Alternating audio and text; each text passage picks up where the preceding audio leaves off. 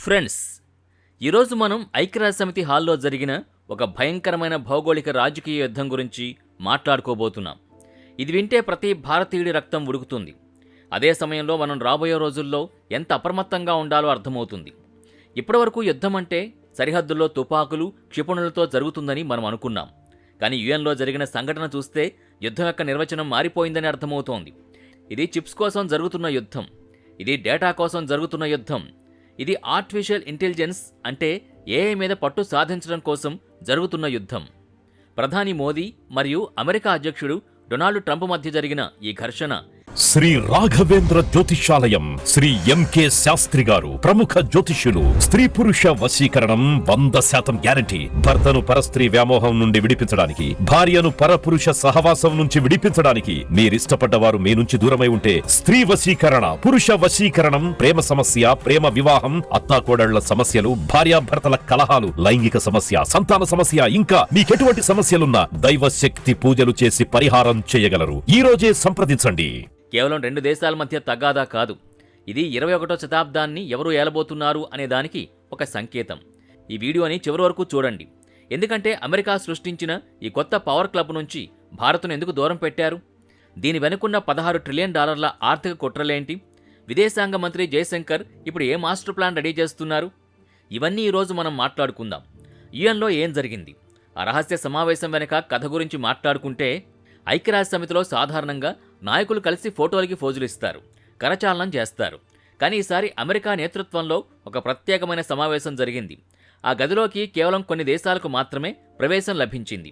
Japan ఉంది, దక్షిణ Korea ఉంది, నెదర్లాండ్స్ ఉంది, ఆస్ట్రేలియా ఉంది, చివరికి యుఏఈ మరియు సింగపూర్ కూడా ఉన్నాయి. కానీ ప్రపంచంలోనే 5వ అతిపెద్ద ఆర్థిక వ్యవస్థ, అతిపెద్ద ప్రజాస్వామ్యమైన భారత్ ఆ గదిలో లేదు. దీన్ని అధికారికంగా టెక్నాలజీ కోఆపరేషన్ అని పిలుస్తున్నారు. కానీ నిపుణులు దీనికి పెట్టిన పేరు ప్యాక్స్ సిలికా.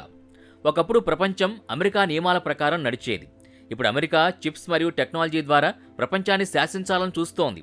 ఈ క్లబ్లో ఉన్న దేశాలన్నీ కలిసి సుమారు $16 ట్రిలియన్ విలువైన టెక్నాలజీ మార్కెట్ని తమ గుప్పెట్లో ఉంచుకోబోతున్నాయి.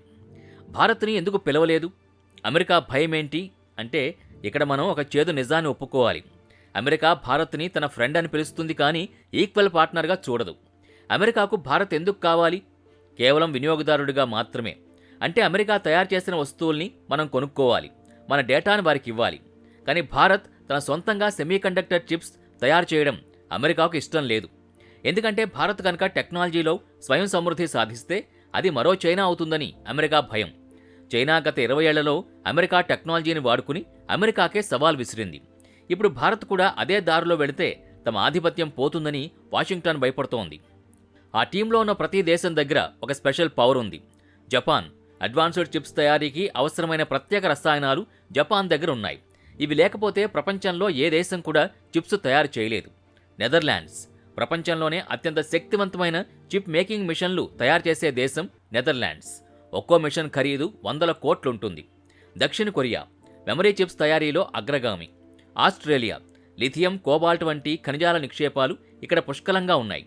మరి భారత్ దగ్గర, మన దగ్గర సాఫ్ట్వేర్ ఇంజనీర్లు ఉన్నారు, ఐటీ సర్వీసులు ఉన్నాయి. కానీ మనం గట్టిగా రీసెర్చ్ అండ్ డెవలప్మెంట్ మీద దృష్టి పెట్టలేదు. అందుకే మనం ఈ రేసులో కన్జ్యూమర్గా మిగిలిపోయాం. ఐక్యరాజ్యసమితి సమావేశం తర్వాత మోదీ ట్రంప్ మధ్య ఫోన్ సంభాషణ జరిగింది. మోదీ తన ట్వీట్లో మై డియర్ ఫ్రెండ్ అని సంబోధించారు. కానీ ట్రంప్ వైపు నుంచి వచ్చిన ప్రతిస్పందన భిన్నంగా ఉంది. ట్రంప్ మాట్లాడుతూ, నేను భారత్ మరియు పాకిస్తాన్ మధ్య యుద్ధం ఆపాను, లక్షలాది మంది ప్రాణాలు కాపాడాను అని ఒక వింత ప్రకటన చేశారు. నిజానికి ఇది భారత్ని గౌరవించే ప్రకటన కాదు. ఇది ప్రపంచానికి ఒక సందేశం. నేను ఈ ప్రాంతానికి మేనేజర్ని, భారత్ కేవలం ఒక ప్లేయర్ మాత్రమే అని చెప్పే ప్రయత్నం. భారత్ టెక్నాలజీలో ఎదగాలని చూస్తున్న సమయంలో ట్రంప్ ఇలాంటి పాత విషయాల్ని లేవనెత్తడం అంటే భారత్ దృష్టిని మళ్లించటమే. అమెరికా ఇప్పుడు సిలికాన్ చిప్స్ ద్వారా ప్రపంచాన్ని కంట్రోల్ చేయాలని చూస్తోంది. చైనా గత 20 ఏళ్లలో గ్లోబల్ సప్లై చైన్ మీద పట్టు సాధించింది.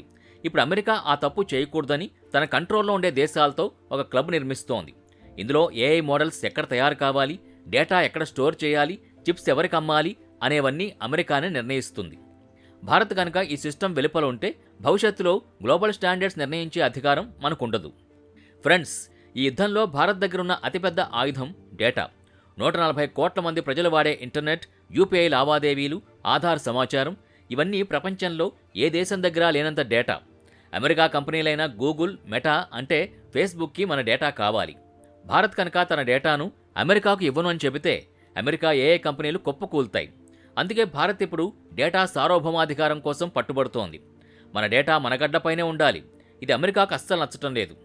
చరిత్రను ఒకసారి గమనిస్తే భారత్ను ఇలా వెలివేయడం ఇదే మొదటిసారి కాదు. 1974 మరియు 1998లో భారత్ అణుపరీక్షలు చేసినప్పుడు అమెరికా మనపై కఠినమైన ఆంక్షలు విధించింది. మనకు టెక్నాలజీ అందకుండా చేసింది. కానీ భారత్ లొంగలేదు. తన సొంతంగా అణ్వాయుధాల్ని తయారు చేసుకుంది. క్రయోజెనిక్ ఇంజిన్ టెక్నాలజీ ఇవ్వడానికి అమెరికా నిరాకరించినప్పుడు ఇస్రో సొంతంగా దాన్ని నిర్మించి ఈరోజు ప్రపంచంలోనే అగ్రగామిగా నిలిచింది. ప్రపంచ పేమెంట్ వ్యవస్థ స్విఫ్ట్పై అమెరికా పట్టుంది. కానీ భారత్ యూపీఐని సృష్టించి ప్రపంచానికే సవాల్ విసిరింది. దీన్ని బట్టి అర్థం చేసుకోవాల్సింది ఏంటంటే అమెరికా మనల్ని పిలవలేదంటే అది మన ఓటమి కాదు. మనం మన సొంత సామ్రాజ్యం నిర్మించుకోవడానికి అది ఒక అవకాశం. అమెరికా మనల్ని టెక్ క్లబ్ నుంచి బయటికి పంపితే విదేశాంగ మంత్రి ఎస్ జయశంకర్ ఒక కొత్త వ్యూహాన్ని అమలు చేస్తున్నారు. అదే గ్లోబల్ సౌత్ నాయకత్వం. ఆఫ్రికా, లాటిన్ అమెరికా, ఆగ్నేయ ఆసియా దేశాలు అమెరికా మరియు చైనా ఇద్దరి వల్ల ఇబ్బంది పడుతున్నాయి. చైనా అప్పుల ఊబిలో ముంచుతోంది. అమెరికా షరతులు విధిస్తోంది. భారత్ వీరికి ఒక ప్రత్యామ్నాయంగా మారుతోంది. మనం టెక్నాలజీని షరతులు లేకుండా స్నేహంతో ఇస్తాం. ఇప్పటికే మన యూపీఐ టెక్నాలజీని అనేక దేశాలు వాడుతున్నాయి. ఫ్రెండ్స్, అమెరికా క్లబ్లో లేకపోవడం భారత్కు ఒక రకంగా మేలు చేస్తుంది. మనం వారి షరతులకి లోబడక్కర్లేదు. కానీ మనం ఒక తప్పు చేయకూడదు. కేవలం సాఫ్ట్వేర్లోనే గొప్పగా ఉంటే సరిపోదు. మనం సెమీ కండక్టర్, ఫ్యాబ్ అంటే చిప్ మ్యానుఫ్యాక్చరింగ్ ప్లాంట్లని యుద్ధ ప్రాతిపదికన నిర్మించాలి. హార్డ్వేర్ రీసెర్చ్లో భారీగా పెట్టుబడులు పెట్టాలి. మన స్టార్టప్ ఎకోసిస్టమ్ కేవలం కాపీ పేస్ట్ ఐడియాలతో కాకుండా డీప్ టెక్ మీద దృష్టి పెట్టాలి. ప్రపంచంలోని టాప్ చిప్ కంపెనీలైన ఇంటెల్, ఎన్విడియాలో పనిచేసే మేధావుల్లో ఎక్కువ మంది భారతీయులే. ఆ మేధస్సుని మన దేశం కోసం ఎలా వాడుకోవాలో ఇప్పుడు మనం ఆలోచించాలి. ఫ్రెండ్స్, రాబోయే కొన్నేళ్లు ప్రపంచ రాజకీయాల్లో చాలా కీలకమైనవి. భారత్ కేవలం ఒక పెద్ద మార్కెట్గా మిగిలిపోతుందా, లేక ప్రపంచానికి నియమాలు రాసే స్థాయికి చేరుకుంటుందా అనేది ఇప్పుడు మన చేతుల్లోనే ఉంది. అమెరికా తన ప్యాక్స్ సిలికా ద్వారా నియంత్రించాలని చూడొచ్చు. కానీ భారత్ లేని ఏ ప్రపంచ టెక్నాలజీ క్లబ్ కూడా పూర్తి కాదు. మోదీ మరియు జయశంకర్ బృందం ఇప్పుడు చాలా జాగ్రత్తగా అడుగులు వేస్తోంది. అమెరికాతో స్నేహం చేస్తూనే తన సొంత టెక్నాలజీని డెవలప్ చేస్తోంది. ఇదే అసలైన ఆత్మనిర్భర్ భారత్. అమెరికా మనల్ని ఈ టెక్ క్లబ్ నుంచి దూరం పెట్టినంత మాత్రాన జయశంకర్ గారు ఊరికే కూర్చోలేదు. అమెరికా మరియు ఆస్ట్రేలియా దేశాల కూటమికి ప్రత్యామ్నాయంగా భారత్ ఇప్పుడు క్రిటికల్ మినరల్స్ మిషన్ని వేగవంతం చేసింది. చిప్స్ మరియు బ్యాటరీల తయారీకి అత్యంత కీలకమైన లిథియం, కోబాల్ట్ మరియు గ్రాఫైట్ నిక్షేపాల కోసం భారత్ ఇప్పుడు దక్షిణ అమెరికాలోని లిథియం ట్రయాంగిల్ దేశాలతో అంటే అర్జెంటీనా, చిలీ, బొలీవియా నేరుగా ఒప్పందాలు చేసుకుంటోంది. దీనివల్ల రేపు అమెరికా మనకు ముడిసరుకులు ఇవ్వకపోయినా మన సొంత సరఫరా వ్యవస్థ మనకు అండగా ఉంటుంది. ఇది అమెరికా ఆధిపత్యానికి భారత్ ఇస్తున్న గట్టి సమాధానం. మరో ముఖ్యమైన విషయం ఏంటంటే భారత్ ఇప్పుడు కేవలం ఒకరి కింద పనిచేసే సాఫ్ట్వేర్ దేశం మాత్రమే కాదు. మన దేశంలో డీప్ టెక్ స్టార్టప్ల సంఖ్య ఏకంగా 20% పైగా పెరుగుతోంది. ఐఫోన్ల తయారీతో మొదలైన మన ప్రయాణం ఇప్పుడు సెమీ కండక్టర్ డిజైన్ మరియు క్వాంటమ్ కంప్యూటింగ్ వరకు చేరింది. ట్రంప్ తన వ్యాపార దృక్పథంతో భారత్ను ఒక వినియోగదారులా మాత్రమే చూడాలని అనుకోవచ్చు. కానీ 140 కోట్ల మంది భారతీయుల మేధస్సుని, వేల సంఖ్యలో పుట్టుకొస్తున్న మన స్టార్టప్ల సృజనాత్మకతని ఏ దేశం కూడా బంధించలేదు. ఈ క్లబ్ నుంచి మనల్ని వెలివేయడం అంటే భారత్ తన సొంత టెక్నాలజీ ప్రోటోకాల్స్ని నిర్మించుకోవడానికి దొరికిన ఒక సువర్ణ అవకాశం. ఒకప్పుడు రష్యా లేదా అమెరికా మీద ఆధారపడ్డ భారత్ ఇప్పుడు తన కాళ్ల మీద తాను నిలబడమే కాకుండా తన మిత్ర దేశాలకు కూడా టెక్నాలజీని ఎగుమతి చేసే దిశగా అడుగులు వేస్తోంది. మీకేమనిపిస్తుంది? భారత్ అమెరికా షరతులకి లొంగి ఆ క్లబ్లో చేరాలా, లేక తన సొంత దారిని నిర్మించుకుని ప్రపంచానికి నాయకత్వం వహించాలా? మీ అభిప్రాయాన్ని కామెంట్ బాక్సులో తెలియచేయండి. భారతదేశం యొక్క ఈ గొప్ప ప్రయాణంలో మీరు కూడా భాగస్వాములు కావాలంటే మన ఛానల్ని ఇప్పుడే సబ్స్క్రైబ్ చేసుకోండి. ఈ వీడియో నచ్చితే షేర్ చేయండి. భారతదేశ శక్తిని అందరికీ తెలియచేయండి. ధన్యవాదాలు. జై హింద్.